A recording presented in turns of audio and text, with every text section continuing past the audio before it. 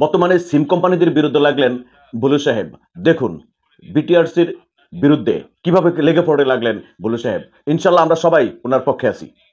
Sir এই জন্য আমি এটা বললাম যে ঘটনা আমি এটা দেখছি। এখন বলেন। এখন প্রশ্ন আছে স্যার, এই যে আমি 4টা কার্ড নিয়ে আসছি বিভিন্ন কোম্পানির, যেখানে লেখা আছে 2 দিন মেয়াদ, 19 টাকায় 2 দিন মেয়াদ। এটা হচ্ছে বাংলা লিঙ্ক।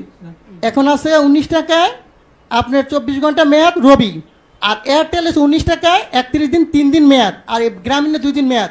আমার প্রশ্ন হচ্ছে এই জিনিসগুলো কি স্যার পচা যায়? এটির মেয়াদ থাকবে কেন? মেয়াদ কেন থাকবে? আমার প্রশ্ন হচ্ছে মানুষের টাকা আপনি মনে করেন আমরা যদি 20 কোটি লোক হই, 20 টাকা করে ভরি, আর একদিন সবাই কথা বললাম না, কত হাজার কোটি টাকা এই কোম্পানি নিয়ে যাচ্ছে, সিস্টেমের মাধ্যমে নিয়ে যাচ্ছে। এর আগে আমি বলেছিলাম, একটা নিউজে দেখাইছে 17 মিলিয়ন ভিউ হয়েছে।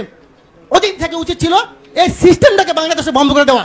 আমি বারবার বলেছি গরিব মানুষ ভিক্ষা করে, সে 20 টাকা ভরে। আপনি হয়তো জানেন না, আজকে বললাম সে তার মা মারা গেছে, বাপ মারা গেছে, সে কথা বললো না, তার মানে আমার টাকা চলে যাবে। এই গ্রামীণ ফোন কোম্পানি বা অন্য কোনো কোম্পানি এরা কারা?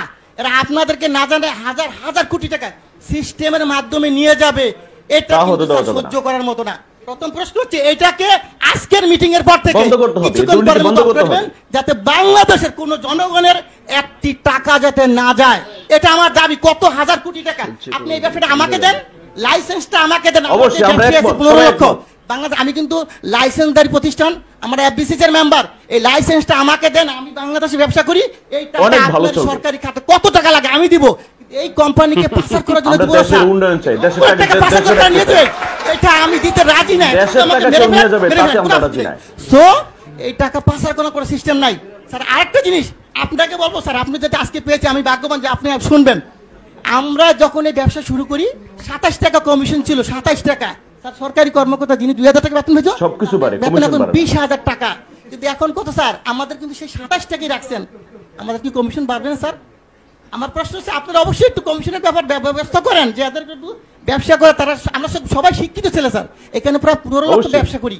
আমরা যারা ব্যবসা করি কোটি কোটি টাকা কামিয়ে দিচ্ছি, আমাদেরকে তো দেখবেন স্যার। আরেকটা কথা, টেলিটক আপনি হয়তো জানেন না, টেলিটকের ব্যাপারে আমি তো বলছিলাম বিটিআরসি 22 এর হিন্দু, উনি সম্ভবত আমি জানি না, উনি আমাকে বলে খুবই অবহেলিত। তো বাবা আমার না রে ভাই, এটা দায়িত্ব হলো কার? বিটিআরসি। আমরা টেলিটকের উন্নয়ন চাই। ঠিক আছে, আমি যে স্যারকে পাই বলবো স্যার, আমার আপত্তি স্যার যদি মাইন্ড না করেন, আপনি দায়িত্বটা আমাকে দেন। আমার করি বাংলাদেশে টেলিটককে কেমনে উড়াইতে হবে আপনি আমাকে সাপোর্ট দেন। আমি বলবো কোন দোকানদার আমাদের দোকান থেকে টেলিটকের সিম কেনার পরও রিচার্জ পাবে, তা হবে। টেলিটক উন্নয়ন কেমনে করতে হয় স্যার? আপনি যদি কোনো ধরনের সিস্টেম থাকে আপনি বলেন যে বলে এমনি সহযোগিতা করে, আমি করতে বাধ্য আপনাকে। আপনি যেভাবে চান টেলিটক অবশ্যই উন্নয়ন হবে। টেলিটককে গ্যাফরাইকে আমাদের দেশি প্রতিষ্ঠানকে গ্যাফরাইকে অন্য কোম্পানিকে উড়াই দেবো। আমরা নেট দুনিয়া এটা নিয়ে আন্দোলন করব, সবাই শেয়ার করি, সবাই কমেন্টস করি।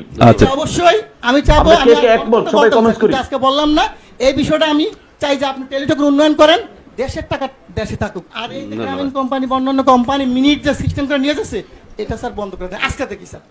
ঠিক আছে আপনার জি। দর্শক আমরা সবাই এই বিষয়টির সাথে জড়িত থাকবো ইনশাল্লাহ, কারণ এর ভুক্তভোগী আমরা সবাই। এই সিম কোম্পানিগুলি বর্তমানে যা করতেছে, সবাইকে সমস্ত মানুষগুলিকে শুষে খাইতেছে, একবার রক্ত শোষা প্রাণীর মতো। এরা যা তাণ্ডব শুরু করছে, এদের অবশ্যই এর একটা বিহেদ করা উচিত।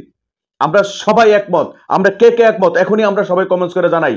আর কে কোন জায়গা থেকে আমরা বলতেছি অবশ্যই আমরা ঠিকানাটা দেব। আমরা দেখব সারা বাংলাদেশের কে কোথা থেকে এই সিম কোম্পানিদের বিরুদ্ধে নড়তেছে। আর টেলিটক আমরা চাই এর উন্নয়ন চাই, আমরা দেশের টাকা দেশে রাখতে চাই।